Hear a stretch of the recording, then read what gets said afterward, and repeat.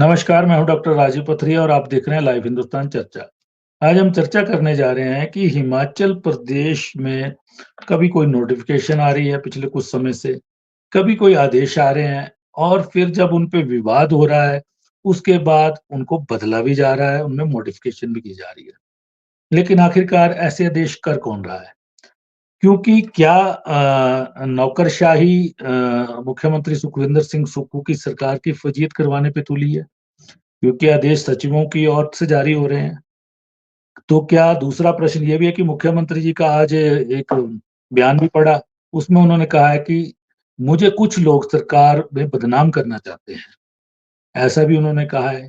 क्या अफसर दोषी हैं या कोई राजनीतिक प्रतिद्वंदी दोषी हैं या सरकार के अंदर के ब्यूरोक्रेट्स या फिर कोई और लोग दोषी हैं? क्योंकि कुछ नोटिफिकेशन आती हैं, पहले भी नोटिफिकेशन आती हैं, चाहे टॉयलेट टैक्स की है, चाहे लगेज टैक्स की है, चाहे एसपी कुल्लू के आदेश हैं एक, चाहे कोई और है। लेकिन अब वित्त विभाग बजट की प्रिपरेशन के लिए एक नोटिफिकेशन जारी करता है, 23 तारीख होती है उसके ऊपर, लेकिन 26 अक्टूबर को वो जनता के सामने आती है। उसमें एक पुराने आदेशों का हवाला, 2012 के आदेशों का हवाला देते हुए कहा जाता है कि जो नॉन फंक्शनल पद 2 साल से या फंक्शनल पद जिस भी तरह के स्थायी अस्थायी नेचर के पद जो नहीं भरे गए हैं 2 साल या उससे ज्यादा समय अवधि से, उनको खत्म किया जाता है। ये अपनी प्रपोजल 1 सप्ताह के भीतर सभी विभागाध्यक्षों से मांगी गई। विवाद होता है, मुख्यमंत्री जी को खुद स्पष्टीकरण देना पड़ता है और उसी 23 तारीख की एक नोटिफिकेशन आ जाती है कि नहीं, अब हम जरूरत के मुताबिक अपना वो भेजिए बजट के लिए, हम उसके लिए फंड देंगे, जरूरत के मुताबिक पद पद भरे जाएंगे। जयराम ठाकुर जी आरोप लगाते हैं कि इस आदेश से 1.5 लाख पद जो खाली चल रहे हैं पिछले लंबे समय से, वो खत्म हो जाएंगे। वहीं पे सरकार का दावा है कि हमने अभी तक मंत्रिमंडल से 30,000 पदों को भरने को स्वीकृति दे दी है। ये भी दावा है। आखिरकार ऐसी नोटिफिकेशनें क्यों आ रही हैं जिससे सरकार की फजीहत हो रही है और कौन इसके पीछे लगा है, किसकी सलाह से हो रहा है? आज हम सारा इसी विषय पे चर्चा करने जा रहे हैं। हमारे साथ चर्चा में भाग ले रहे हैं संजय शर्मा जी हैं, भाजपा के वरिष्ठ प्रवक्ता हैं प्रदेश के। संदीप सांख्यान जी हैं, कांग्रेस पार्टी के प्रदेश के वरिष्ठ प्रवक्ता हैं। उदयवीर पठानिया जी वरिष्ठ पत्रकार हैं, वो आज हमारे साथ इस चर्चा में भाग लेंगे। उदयवीर जी, ये हो क्या रहा है? और जयराम जी ने तो पलटू राम का नाम दे दिया, जबकि वो अपना दौर भूल गए। रोल बैक सरकार, उस समय कहा गया, जो भी आदेश होते थे, थोड़ा सा हल्ला होता था विपक्ष का, वो भी रोल बैक करते थे। आज शायद संजय जी भी इस बात को नहीं मानेंगे, सरकार नहीं करेंगे, लेकिन उस दौर में भी ये काफी चला था। लेकिन ये नोटिफिकेशन वित्त विभाग जो कि मुख्यमंत्री जी के पास है, क्या उनको बिना फाइल भेजे ऐसी अधिसूचना सचिव की तरफ से जारी हो जाती है और बाद में उस पे विवाद खड़ा हो जाता है? ये क्या कारण क्या है? जी उदय जी। डॉक्टर साहब, अगर हकीकत देखी जाए तो जब से सरकार ने अपना आकार लिया, कुछ ना कुछ तो ऐसा होता जा रहा है जो कि अलग से है। लेकिन अगर जिस तरह से ओवरऑल बात की जाए तो आपने एक बात बहुत सही कही कि इस मुद्दे पर सबसे ज्यादा मुखर सरकार भी है और मुखर जो है वो अपोजिशन लीडर जयराम ठाकुर भी है। फर्क सिर्फ इतना सा है कि लफ्ज जो है वो बदल रहे हैं, मायने नहीं बदल रहे हैं। जयराम ठाकुर कहते हैं कि पल पल पलटू राम सरकार है, कोई दो राय नहीं। और दूसरी तरफ जयराम ठाकुर को ही देखा जाए तो उनकी सरकार के कार्यकाल में भी रोल बैक का जो एक सीजन था वो हमेशा 5 के 5 साल ऑन रहा था। एक ही जी। थैली के चट्टे बट्टे ये लोग माने जा सकते हैं, इसमें कोई दो राय नहीं है। लेकिन बात जब मौजूदा सरकार की हो रही है तो मौजूदा सरकार का कटघरे में खड़ा होना जरूरी हो जाता है और उसकी वजह खुद सरकार का जो आचार व्यवहार है प्रशासनिक तौर पे, वो मायने रखता है। सबसे ज्यादा फजीहत कहाँ पे हो रही है? बयानबाजी में हो रही है फजीहत। सबसे ज्यादा फजीहत कहाँ पे हो रही है? जब नोटिफिकेशंस जो हैं वो देर सवेर सामने आ रही हैं, फिर उनमें बदलाव हो रहा है। और जहां पर एक इतना बड़ा मीडिया का एक सारा चीजें रखी हुई हैं, वो कहीं इफेक्टिव ही नजर नहीं आ रही हैं। इसमें कोई दो राय नहीं है कि कहीं ना कहीं अफसरशाही भी शायद इसीलिए बेकाबू है क्योंकि जो अलग अलग स्तर पर मुख्यमंत्री सुखविंदर सिंह सुक्खू ने लोगों की तैनाती की हुई है एक पॉलिटिकल ग्राउंड पे, उनको बेनिफिशियरी पार्ट मिला है सरकार में हिस्सेदारी का, तो वो लोग अपना जो रोल है वो पुख्ता ढंग से नहीं निभा पा रहे हैं। और हमेशा ऑफेंसिव सरकार तो हो नहीं पा रही है, ऑफेंसिव भी हो रहे हैं, डिफेंसिव भी हो रहे हैं, तो मुख्यमंत्री हो रहे हैं। जो बाकी की टीम है वो हर जगह एक तरह से मैं स्पष्ट शब्दों में कहूं तो नालायक साबित होती जा रही है कि वे कुछ भी ऐसी चीज नहीं जिसे ये कहा जा सके कि इन्होंने डैमेज कंट्रोल करने की कोशिश की है। शायद पहले भी मैंने एक दौर में कहा था कि मुख्यमंत्री सुखविंदर सिंह सुक्खू ने जो उनकी अपनी खास टीम है उसे अपने कंधों पे बिठाया, लेकिन जो टीम है वो सुखविंदर सिंह सुक्खू को अपने कंधों पर बिठाने के लिए कहीं नजर नहीं आती, कोई ऐसा जी, काम करती हुई नजर नहीं आती जिससे ये लगे। और इसी का नतीजा है कि बीजेपी को बिना किसी एक मेहनत किए हर कोई विवाद जो है वो इनको दे दिया जा रहा है कि आप हल्ला मचाइए, और बीजेपी हल्ला मचाने में मास्टर है। इस बात को इग्नोर नहीं किया जा सकता। और जो अगर कांग्रेस की बात करूं तो इसमें जिन लोगों को जिम्मेदारियां दी गई हैं वो सत्ता सुख के अलावा कुछ और जो सरकार को चाहिए भोग, वो भोग लगाते हुए तो नजर नहीं आ रहे हैं डॉक्टर साहब। जी। लेकिन सीएम साहब का आज आपने देखा होगा विभिन्न समाचार पत्रों में कि सरकार में मुझे बदनाम करने की साजिश की जा रही है इस तरह के कामों से। लेकिन ये नोटिफिकेशन तो अफसरों की तरफ से जारी हो रही है, क्या अफसर विपक्ष के साथ मिले हुए हैं? देवीर जी, बड़ा प्रश्न है ये कहीं न कहीं। बिल्कुल सही रायता मायनों में रायता बहुत। रायता ऑफिसर फैला रहे हैं, सफाई पहले देखिए चाहे लगेज टैक्स था, चाहे टॉयलेट टैक्स था, उप मुख्यमंत्री को आना पड़ा पूरा स्पष्टीकरणों के लिए। फिर अब ये विवाद है, मुख्यमंत्री को आगे आना पड़ा। और विक्रमादित्य सिंह बिल्कुल उदयवीर जी एकदम से उन्होंने पोस्ट डाल दी कि ये मैं अगर हुआ है तो बहुत गलत हुआ है, कैबिनेट के अंदर बात रखेंगे, हम प्रदेश के अनुरोध हित में किया करेंगे, और जाएगा, जय श्री सबका राम का अनुरोध किया नारा जाएगा। उन्होंने लगा दिया। ये भी हुआ है कहीं ना कहीं। जी उदयवीर जी। बिल्कुल सही कहा आपने कि मुख्यमंत्री सुखविंदर सिंह सुक्खू जनता के दरबार में via BJP through their officer lobby घेर रहे हैं। और ले दे के वही बात आ जा रही है, जब एडमिनिस्ट्रेटिव तौर पर गवर्नमेंट के बिहाफ पर देखा जाए तो मंत्री भी कोई मौका ऐसा हाथ से नहीं जाने दे रहे जिससे मुख्यमंत्री को कटघरे में खड़े होने का मौका ना मिले। ऐसा कटघरा तैयार किया जा रहा है और खुद फ्रंट फुट पर मुख्यमंत्री को आने पड़ रहा है, चाहे वो उसमें विक्रमादित्य सिंह बोल रहे हैं चाहे कुछ और बोल रहे हैं। और बड़ी हैरानगी की बात है कि अगर इंटरनल पॉलिटिक्स को देखा जाए तो कुछ लोग तो विक्रमादित्य सिंह जैसे हैं कि जो जो भी कहना है वो मुंह पे तपाक से कह देना, और कुछ एक ऐसे हैं कि कहना कुछ नहीं है लेकिन कुछ ऐसा राहत का बंदोबस्त भी मुख्यमंत्री के लिए नहीं होने देना है जिसकी जरूरत ऐसे माहौल में मुख्यमंत्री को रहेगी। और रही बात जिस तरह से आपने विक्रमादित्य सिंह या दूसरी चीजों की कही, तो अब इससे बड़ा एक सवालिया निशान सरकार के ऊपर क्या होगा कि फौज तो बहुत बड़ी है लेकिन फौजी एक भी काम का नजर नहीं आ रहा। डॉक्टर साहब। जी, चलिए संजय जी जुड़े हैं हमारे साथ। संजय जी, नोटिफिकेशन जब आती है पहली और दूसरी भी आ जाती है, लेकिन उसके बावजूद जयराम ठाकुर जी बयान देते हैं कि 1.5 लाख पद कर दिए, और आपके सभी नेता लगातार बोल रहे हैं 1.5 लाख पद खत्म कर दिए। तो क्या ये 1.5 लाख पद बताया जा रहा है कि 20 सालों से खाली चल रहे थे? क्योंकि 2003 में जब नीति आयोग आज का जो है योजना आयोग था उस समय, उसने जब एक सिफारिशें की और इस तरह के खर्चों में कटौती की बात की, तो शानन कमेटी बनी, आपको भी पता है।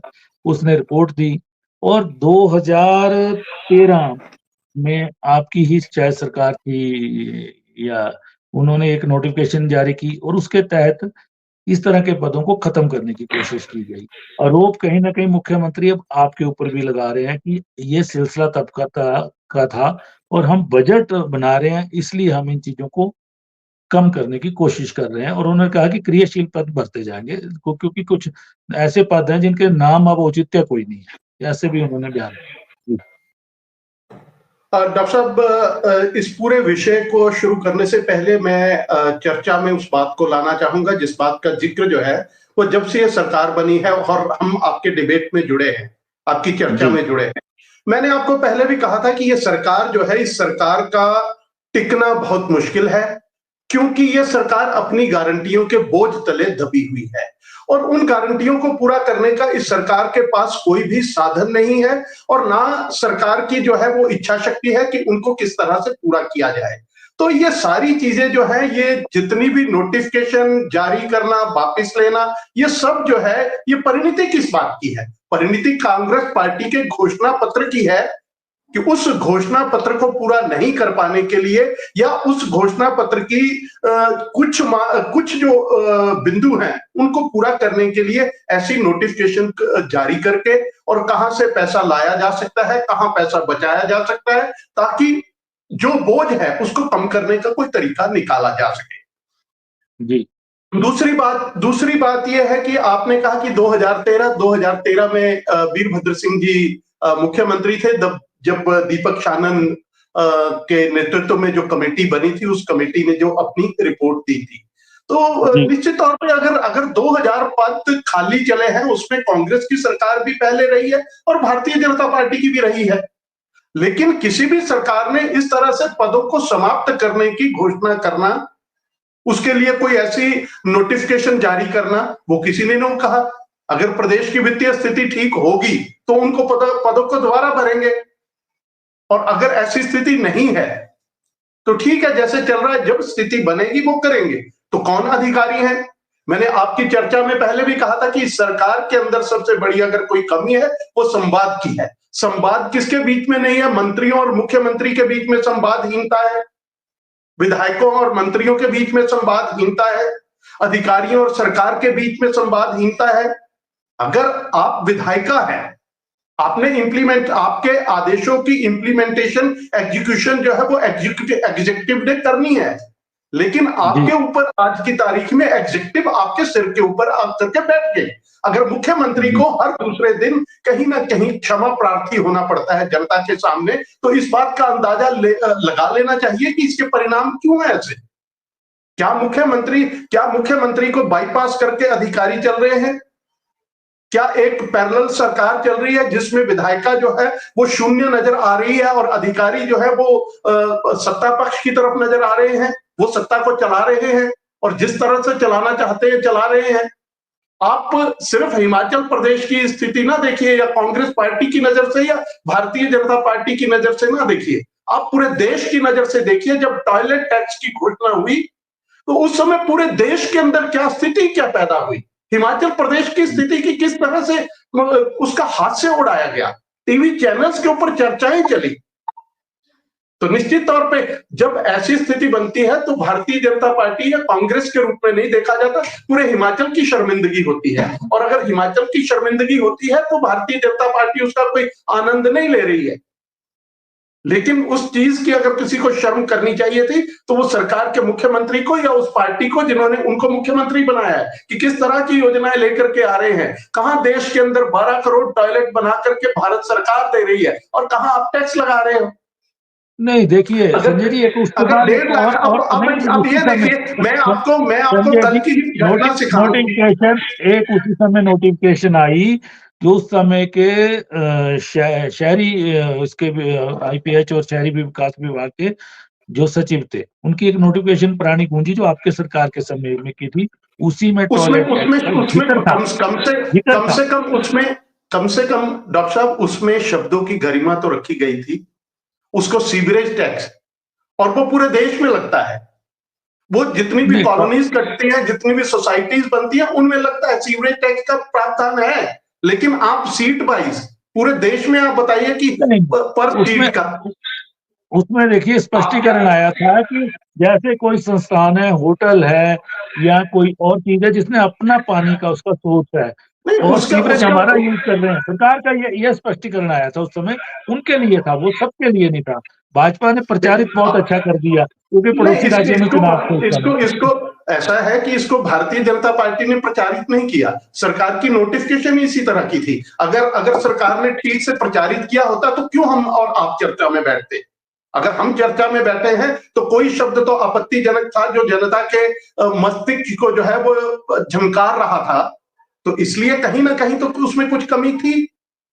अब ये पदों को समाप्त करने का इसमें भारतीय जनता पार्टी, क्या भारतीय जनता पार्टी विपक्ष में बैठी है? भारतीय जनता पार्टी अगर कुछ गलत होने लगेगा, अगर कर्मचारी अधिकारी के हितों के साथ प्रदेश के बेरोजगारों के साथ अगर आप रोजगार तो दे नहीं सके, लेकिन जो पद हैं, जो कल को कोई एक आस है कि वो पद भरे जा सकते हैं, आप उन पदों को भी समाप्त करने जा रहे हैं। सरकार कहती है हम, अब सांख्यान जी भी बोलेंगे कि हम इतनी नौकरी दे दी। अब ये जो इकोनॉमिक सर्वे है पिछली बार का, उसने कहा है कि सरकार ने 257 टोटल 257 जो है वो नौकरियां आज तक दी हैं। इनके एक मंत्री बयान देते हैं, परसों 2 दिन का विरोधाभास कितना, एक मंत्री कहता है हम जल्दी 28,000 पद भरने जा रहे हैं, दूसरा मंत्री कहता है हम 30,000 भरने जा रहे हैं। 2,000 पदों का गैप जो है वो 2 मंत्रियों की स्टेटमेंट्स में आता है। तो इन चीजों के जब स्थितियां ऐसी हो तो आप आखिरकार प्रदेश का नौजवान कहां जाए। हमने आपके चैनल के ऊपर चर्चा करी थी कि मुख्यमंत्री प्रदेश को जो है वो बेच रहे हैं, दूसरे प्रदेश के लोगों को व्यापारिक हित साधने का प्रयास किया जा रहा है। बीबीएमबी में जो शिकारे चलाने की और जो नाव वहां के चलाते थे उनसे छीन करके उसको सेंट्रलाइज करके बाहर के लोगों को दिया जा रहा है। और मुख्यमंत्री ऐसी परियोजनाओं का, कल आप देखिएगा आपके बिलासपुर के अंदर ही, संदीप जी भी देखेंगे कि बिलासपुर के अंदर जिन चीजों को लेकर के प्रदेश का नौजवान और हम और आप लोग बैठ करके चर्चा करते हैं, ऐसी योजना का उद्घाटन जो है वो मुख्यमंत्री करेंगे। अब संदीप जी के पास आता हूं मैं। संदीप जी, कहीं ना कहीं सवाल ये उठ रहा है कि नोटिफिकेशन अधिकारी करते हैं और कोई भी आदेश अधिकारी निकालते हैं और फाइल कंसर्न मिनिस्टर को जाती है, तो क्या वित्त विभाग के बारे में जो ये फाइल थी ये मुख्यमंत्री जी के पास विभाग है उनको नहीं गई? क्या ये वजह तो नहीं है कि अधिकारी कहीं विपक्ष के साथ मिल चुके हैं? क्योंकि अधिकारियों के जो आदेश हैं उसी पे किरकिरी हो रही है कहीं ना कहीं सरकार की। उस किरकिरी से कैसे बचेगी ये सरकार? बाद में लीपापोती हो रही है और सबको पता कि बैक डेट में वो नोटिफिकेशन हो रही है। जनता समझदार है, बुद्धिजीवी वर्ग भी समझदार है। इसको कैसे निपटाएंगे आप? जी जी डॉक्टर साहब, आपकी जो आपने बात कही, आपने जो प्रश्न पूछा उसके जवाब से पहले मैं थोड़ा सा संजय शर्मा भाई साहब को, जो भारतीय जनता पार्टी के मेरे काउंटर पार्ट हैं, प्रवक्ता हैं, मैं उनको आश्वस्त करना चाहता हूं कि आपकी बातों में हमेशा रेपिटेशन आता है, कोई बात नहीं। मैं आपकी किसी बात पे खंडन करने नहीं जा रहा हूं, क्योंकि आपकी बातों के, आपके तथ्यों को, चाहे वो कांग्रेस की बात थी, चाहे सत्ता पक्ष की बात थी, चाहे विपक्ष की बात थी, वो काफी चीजें उदयवीर पठानिया जी ने भी कह दी और डॉक्टर पथरिया जी ने भी कह दी। आप चिंता ना करें, आपकी बात के ऊपर मैं कोई क्रिटिसिज्म नहीं करूंगा।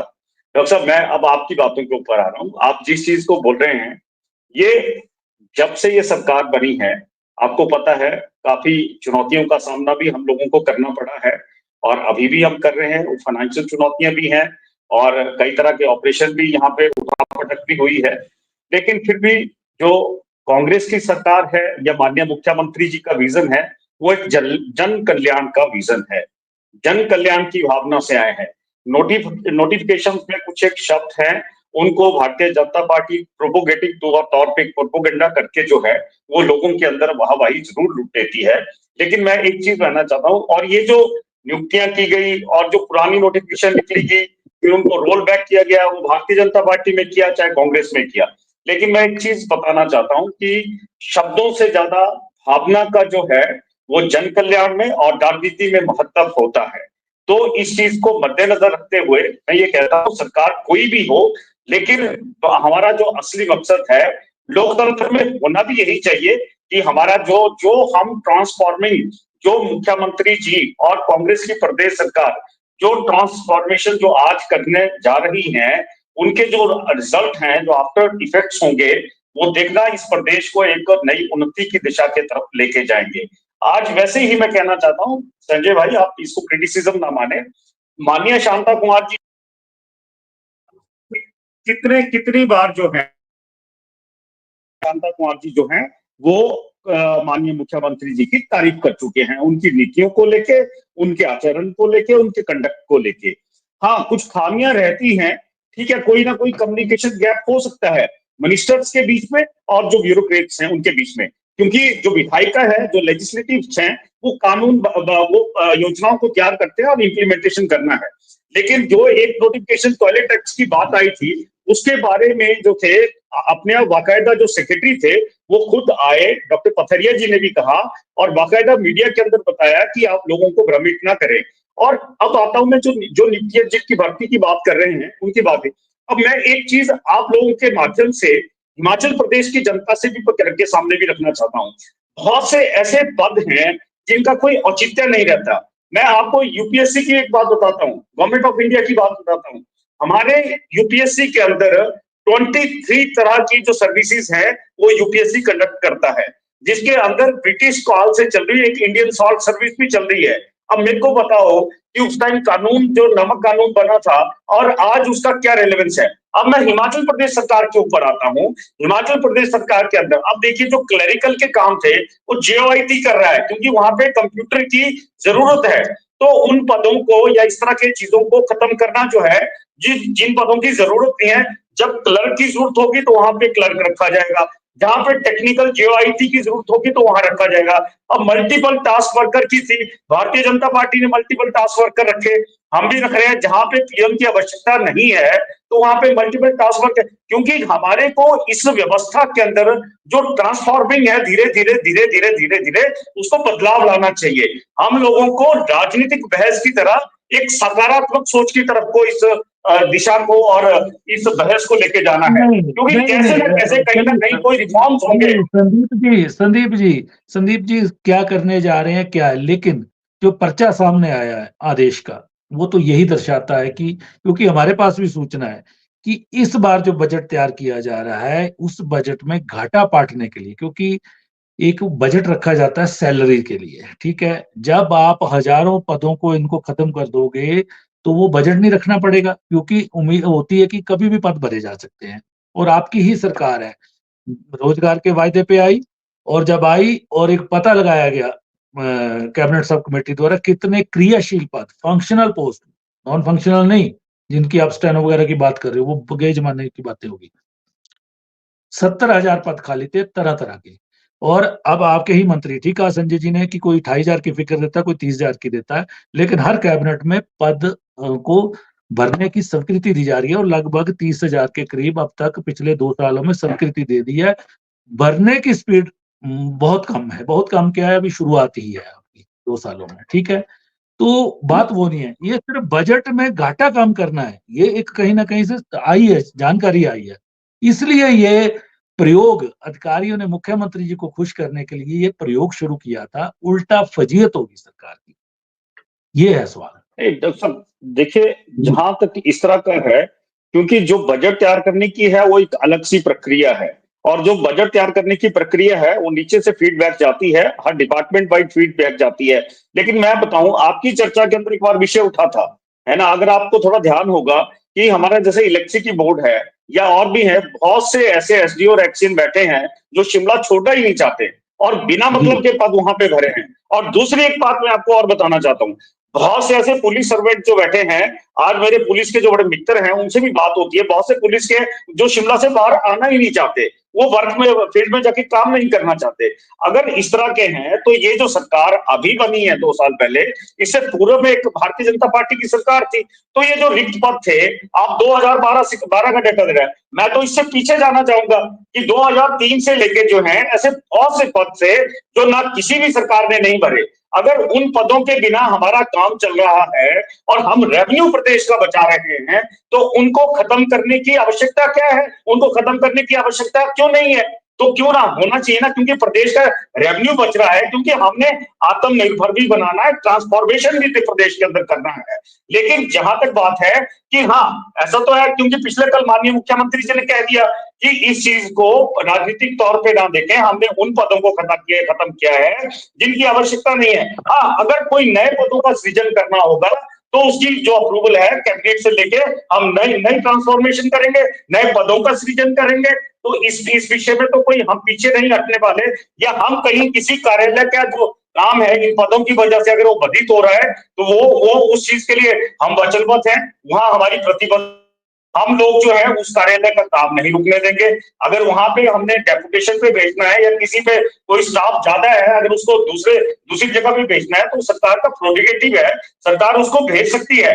लेकिन बहुत सी ऐसी चीजें थी जो सरकार के ऊपर बहुत से, अब मैं एक प्रश्न पे और आता हूँ डॉक्टर साहब, अब मेरे को बताइए, आप इंडियन पैनल कोड यहाँ पे खत्म कर दिया गया, आप उस भारतीय दंड संहिता वहां पे लेके आए, तो लेकिन मेरे को आप बताता हूँ कि अगर वहां पे देखा जाए तो क्या ट्रांसफॉर्मेशन किया दिल्ली की सरकार ने? तो सिर्फ उन्होंने जो सेक्शन थे, सब सेक्शन थे, उनको थोड़ा बहुत बदला, लेकिन मैं एक चीज बताना चाहता हूँ कि जो चीजें वो जब सरकार होती है तो सरकार ने गवर्नमेंट जो है भारतीय जनता पार्टी ने भी करी है, गवर्नमेंट सुखविंदर सिंह सुक्खू भी कर रहे हैं।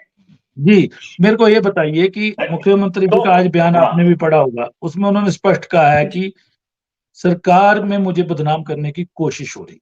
बड़ी बात कही है मुख्यमंत्री ने, और जिस दिन अधिसूचना जारी होती है विक्रमादित्य सिंह स्पष्ट लिखते हैं, पढ़ सकते हैं अभी अपना, अभी भी उन्होंने डिलीट नहीं की है, वो नोटिफिकेशन भी शेयर करते हैं और स्पष्ट लिखते हैं, अगर ऐसी वित्त विभाग ने कोई अधिसूचना जारी की है उसको तब्दील करवाएंगे, कैबिनेट के अंदर जाकर करवाएंगे और विरोध करेंगे उसका।